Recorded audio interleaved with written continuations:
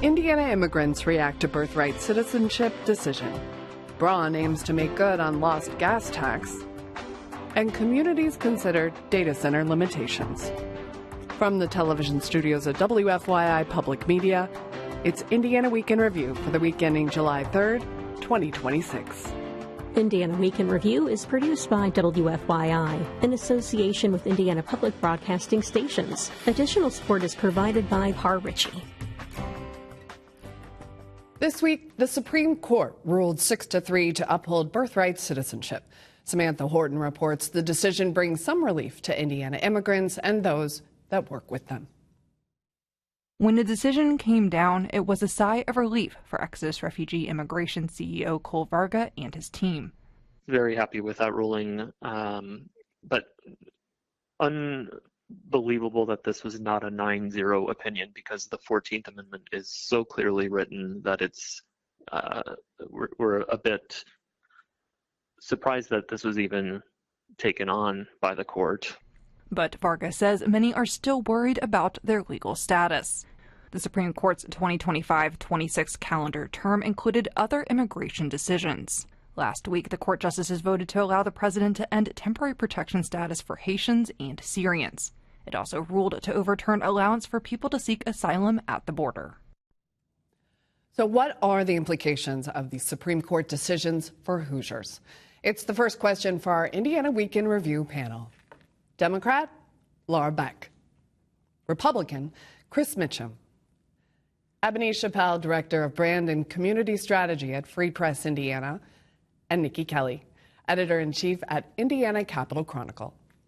I'm Jill Sheridan, Managing Editor at WFYI.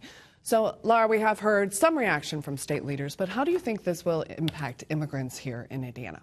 Well, I mean, I think that it is a really dangerous time to be an immigrant in this country, unfortunately. I don't think they have protections that they should have, and I applaud groups like Exodus that are working so hard to protect them and make sure that they do have protections in our country now, what little they have. I think the biggest takeaway for me about the Supreme Court ruling on birthright citizenship is that there are 3 Supreme Court justices who are okay with the president having an executive order to overturn the Constitution. And at a time in this country when we are getting ready to celebrate our 250th anniversary, we wanted to move away from a monarchy and having a king. And it is very concerning to me that the Supreme Court is going back into that direction of one ruler having all the power. It's a dangerous time for immigrants, and I think really for the country and for democracy. I mean, it was a significant decision that impacted. I think many people had a very visceral reaction to this decision this week in one way or another. And the state also, she mentions Exodus, our very own Attorney General, has gone against groups like this, and he is also taking measures right now to go against, municipalities. I'm thinking about Maryville this week, and ways that the state is moving forward to treat immigrants. Yeah, it's almost ironic that Senate Bill 76 that was passed this past session that pretty much mandates that local government units of government have to comply with federal immigration agents. And obviously, so anything that happens at the federal government now can very easily be directed back to Indiana with this. But when it comes to folks in Indiana and kind of how they react to this, I always like to tell the story of whenever I was on House staff, I got a call from a constituent that said, we have to secure our southern border. That's when the wall was really big. And my response to that person was, well, sir, I understand that you want to make that a priority, but I don't think the folks from Kentucky are that bad. Just from a state standpoint.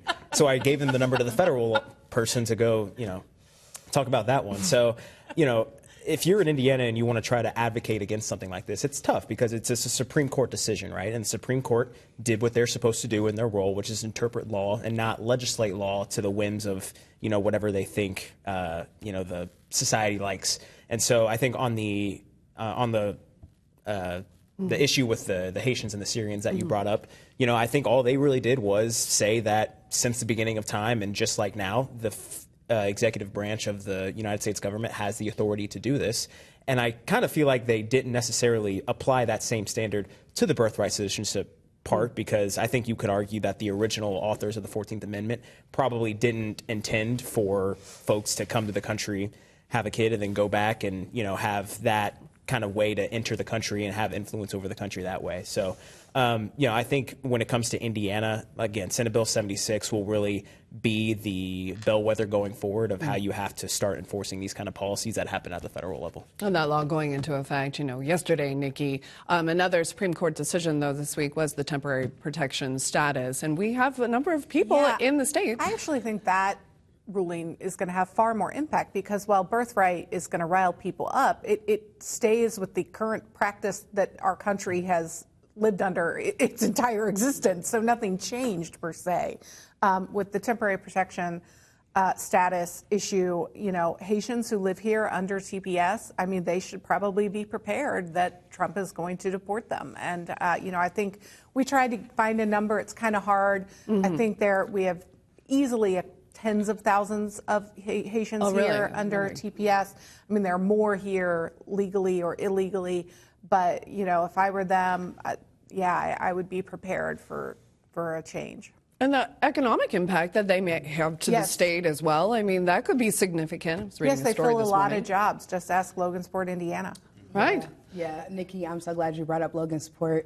I wanted to speak about TPS as well. So I read a figure that said we have 50,000 Haitian immigrants living in our community, and they have enriched our communities, whether we're talking about the east side of Indianapolis or a community like Logansport, which greatly benefited from having their population increase, having people come in to work those jobs. I want to go back to the beginning as far as the 14th Amendment is concerned. So it was ratified in 1868 as a result of a man named Dred Scott, who was enslaved, and his wife Harriet, who went to go and fight for their civil rights. At that point, the Supreme Court told them enslaved people and their descendants have no rights in this country, no rights that a white man should uphold or respect. And that is the quote. I'm not just, editorializing there. That is what they said. So this 14th Amendment was made at that point to make sure that there was a legal pathway for those people to have citizenship in this country. I think something that we need to be concerned about is the fact that we have people who have come here, who have been naturalized, who have gone through all the processes, and that are having their citizenship rights revoked. So upholding 14th Amendment, step in the right direction, but citizenship as a whole is really under fire in this country and something we should be paying attention to.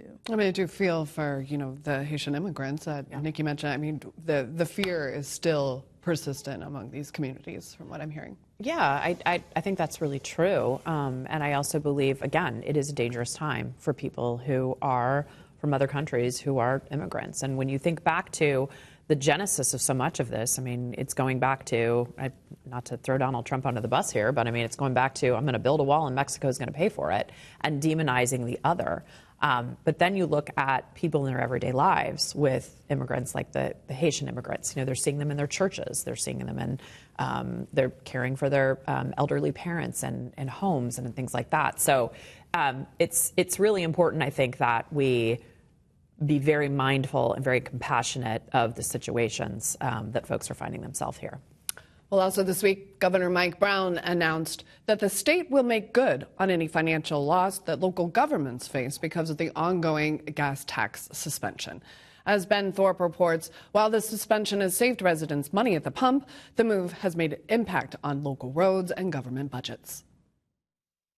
The governor has previously stated that the suspension of the state's gas and excise taxes is costing the state roughly $140 million each month. Now the governor says the state will work to ensure that local governments aren't missing out on their portion of those taxes as well.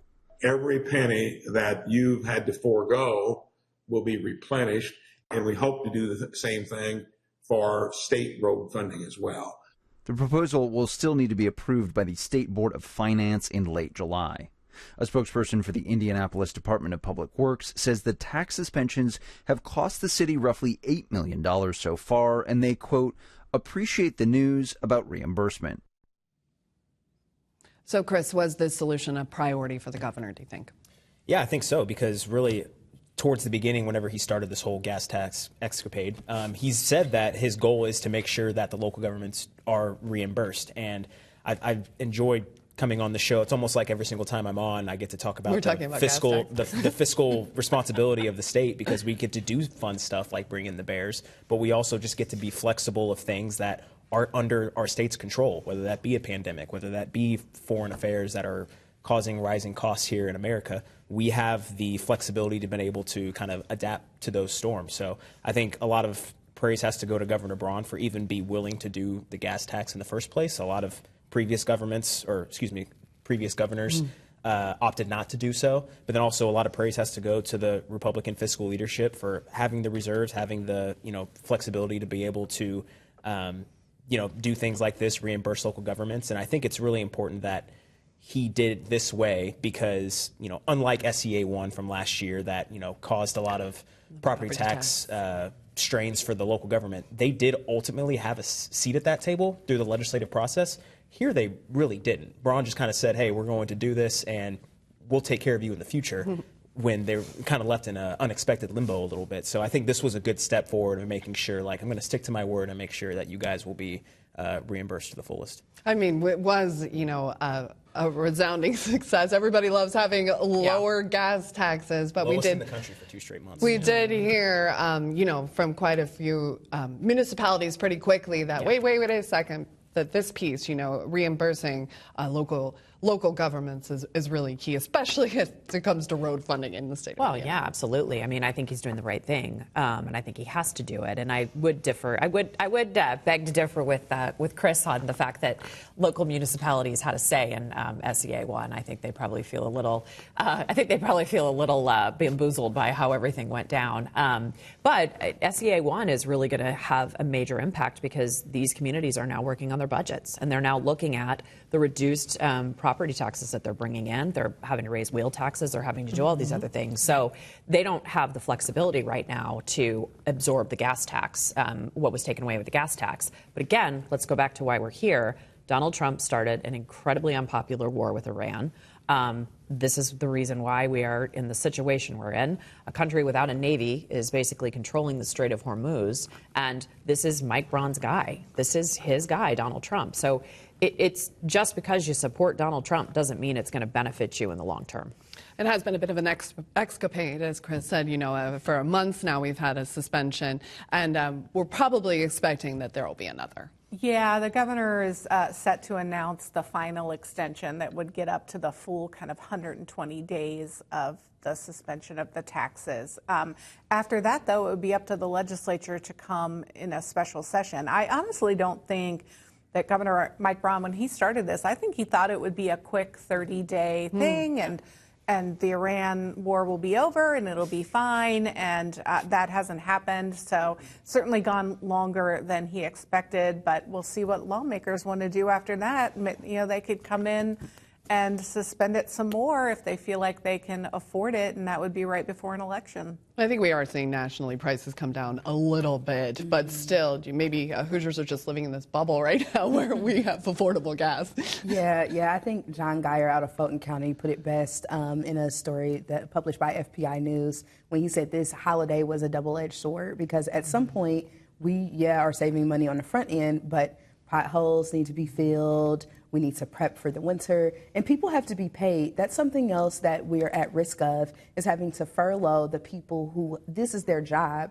to keep our roadways accessible. So this is absolutely a priority. I'm glad that a resolution is in the works so that we can keep people working and keep our roads safe. So, and I would say, and for the sake of fairness, obviously it's all hunky-dory positive right now, but I will say when the legislature comes back in, if you're taking money out of reserves to do this, that's going to be a reason going forward of maybe we can't fund this thing over here because we have to replenish those reserves. So to be fair, though, the way they said it in the news release is they're not taking it from reserves. They're taking it from the Motor Vehicle Highway Fund. Yeah. I was unaware that the Motor Vehicle Highway Fund had a couple under 100. I mean, it's like up to 200 million that they would have to reimburse the county. So we'll see. A lot of money. Streets look like that. That's another story for another day. Well, and that's I think another thing. In your bank. I think that's another thing too. When you look at the more rural communities, I mean, in Indianapolis, we are used to this because of the road funding formula. But you start getting into some of these smaller communities where you have legislators who are in leadership. It's going to be really eye-opening for them to not get their streets, get their roads paved, or the potholes, or things like that. Welcome to the club. Yeah, exactly. Time now for viewer feedback. Every week we pose an unscientific online poll question. This week's question, will local road funding be impacted by the state's gas tax holiday? Vote yes or no. The last question posed to viewers, are your utility bills unaffordable? 44% answering yes and 56% saying no. If you would like to take part in the poll, go to WFYI.org/IWIR and look for the poll. Well, Indiana is at the center of a data center boom, but as Farrah Anderson reports, about the third state counties are passing and proposing their own restrictions. As proposals to build data centers spread across Indiana, many local governments are racing to decide how to regulate them. Janet McCabe, a senior policy advisor at Indiana University's Environmental Resilience Institute, says many communities are trying to keep up with the industry. This is an example of a kind of development that is moving really fast. It's a bit of a challenge for local governments to catch up.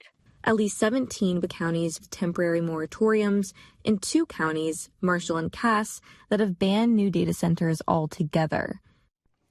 So, Niki, is it the state's responsibility to perhaps provide more governance about these data centers?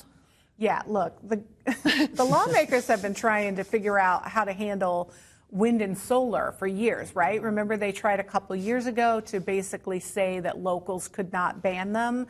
And locals, kind of flipped out and said, local control. So they didn't go down there. And I think they're still mad about that.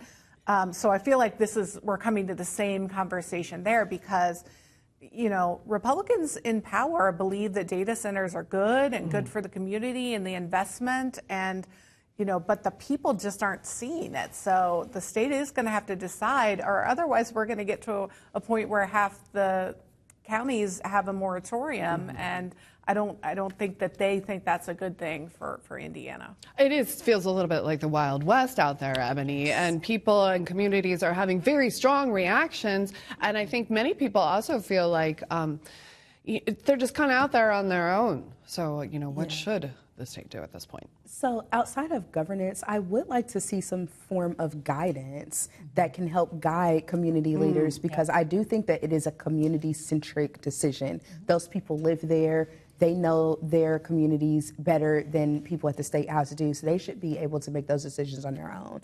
I'm encouraged by the process that Boone County is following by having that year-long moratorium so that they can research and decide, is this in our best interest long term? So I think some guidance would be helpful to help communities go through their own processes and decide whether or not, but governance, I don't think a one-size-fits-all solution is the answer here. I think part of the problem, Chris, is just that it's happening so quickly and we're not reacting. Ebony's absolutely right when she says that you have a lot of these local governments, 10 or 12 member municipal governments negotiating with Google and Microsoft coming in, and all of these different numbers and stuff. So I do think guidance would help, but also I actually think you kind of have to separate it into 2 issues for me when it comes to what the locals should control and what the state should control when it comes to statewide policy. I absolutely think locals should have the ability to do zoning and where it's going to go and where do the infrastructure improvements happen. But a lot of these data centers are actually turning into energy producers. Regarding state governance, they already passed a law that said that if you are a major data center developer, you have to pay for at least 85% of your electric generation costs. Most of the ones you're seeing approved now are over 100%, just because that's what local communities are demanding. So, but now you have these people coming in wanting to add energy to the grid, and now you have local governments saying, actually, we don't want that, even though adding energy to the grid could impact Hoosiers across the state when it comes to utility rates. You already have AEP, the parent company to Indiana Michigan Power, which serves Northeast Indiana, saying that their next rate case is actually going to be a decrease because of the amount of electric generation coming on from these developers. And you also have, the city of Hobart. You can ask the mayor how that's doing up there. They just approved over a $70 million expenditure from an Amazon developer up there when their entire city budget is around $40 million. So I think when it comes to trying to convince these local governments to be more open to it, the state can only do so much from a statewide policy, and I think it's going to be these local examples that you're seeing from around the state that are ultimately, hopefully, going to continue to expand and make these data centers a little more appetizing. We've got this initial investment, though, but like long term, people are worried about these energy costs, and it will continue to be a concern. Yeah, and I think also, too, it matters what your algorithm is in terms of how you feel about data centers, right? I mean, I think if you are worried about them and you're afraid about them, then you get into an algorithm that is generated by fear and generated by concern. And I think if you are also pro data centers, you get into another algorithm. So I think there's not a lot of room in the middle, which is why that guidance would be really incredibly helpful. And I agree with Chris. You do have people in smaller communities negotiating with Google, negotiating with Meta. And I think that's where having a level of expertise to assist those folks really would be helpful for them, especially in terms of capturing investment. And I think another issue, too, is this is just one of those issues in our culture right now where our world is changing so rapidly. And I don't think anyone has really been prepared for that since COVID. And when you think about the technology that not everybody really understands and what's powered to make that technology, there's a lot of fear around it. And I think there are some good opportunities to bring people together, but I think people also retreat to their silos and stay in those silos. And that's going to become an issue. For a lot of these companies, though, I think they have a really big opportunity here, and I hope they take that opportunity to get embedded in the communities where they're located, to do training on AI, to do business development classes, to really come into communities and prove their worth and be a true community partner. And again, the world's different, and this is an opportunity for them to step up to that, too. And more algorithms. Great. Yeah, sorry. New laws went into effect this week in Indiana. One of those laws makes it a Class C misdemeanor for homeless people to sleep or camp on public land. Ben Thorpe reports some sheriffs and advocates are worried it could lead to jail overcrowding.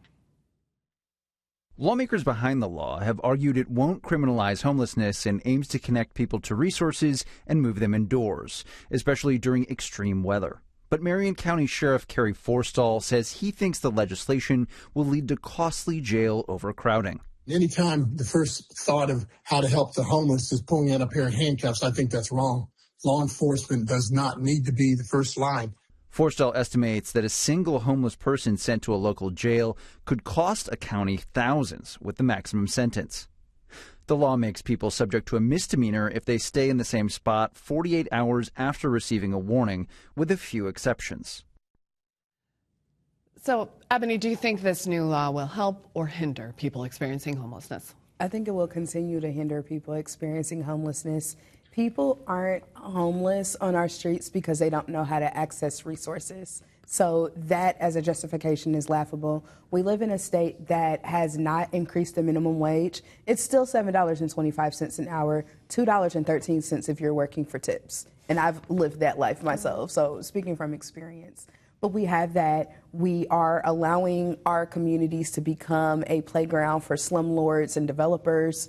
We do not have housing inventory. The housing that we do have is overly expensive, and we are not investing in the resources that help to prevent and solve and support those experiencing homelessness. They're overworked and under-resourced. So for me, I feel like there needs to be more focus on infrastructure that supports those efforts and the overall quality of life for people, as opposed to continuing down this pathway of criminalizing homelessness. I find it to be very shameful, and I don't see any element of it that could be helpful. I mean, this law is probably getting the most reaction of all the laws that went into effect this week. Niki, do you think it's poorly timed, maybe? Look, I don't know what to expect from this law. I mean, the fact is it really only will be used in a couple parts of the state, let's be honest. It's going to be used in Indianapolis, maybe one or two others. I think we're going to have to see. I mean, if there's a way that this law can be used to actually get these people to homeless shelters and connect, and once they're there, they can connect to resources. I mean, that's a good thing. But I think this is one that we're going to have to see, how it plays out for a few months. Lawmakers that did write this bill, have taken issue with criminalize homelessness verbiage, but it does make it a crime Yeah, to your point exactly. It's true.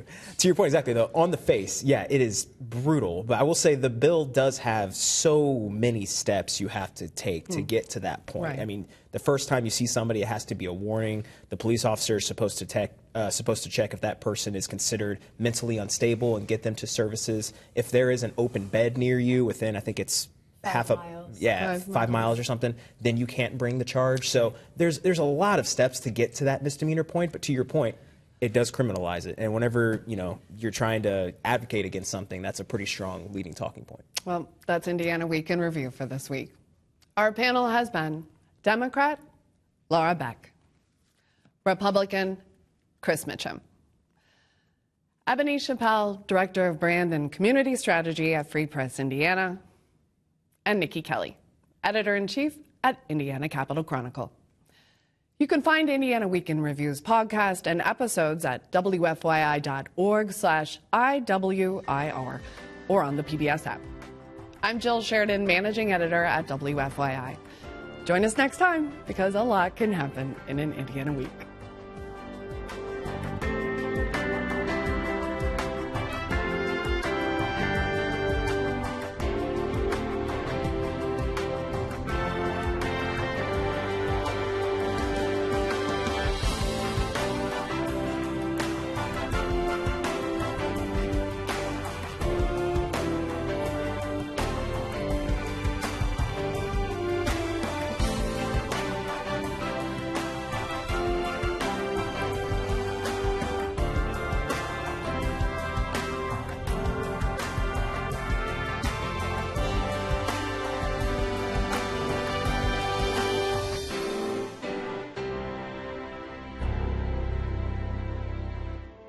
The views expressed are solely those of the panelists. Indiana Week in Review is produced by WFYI in association with Indiana Public Broadcasting Stations. Additional support is provided by Par Ritchie.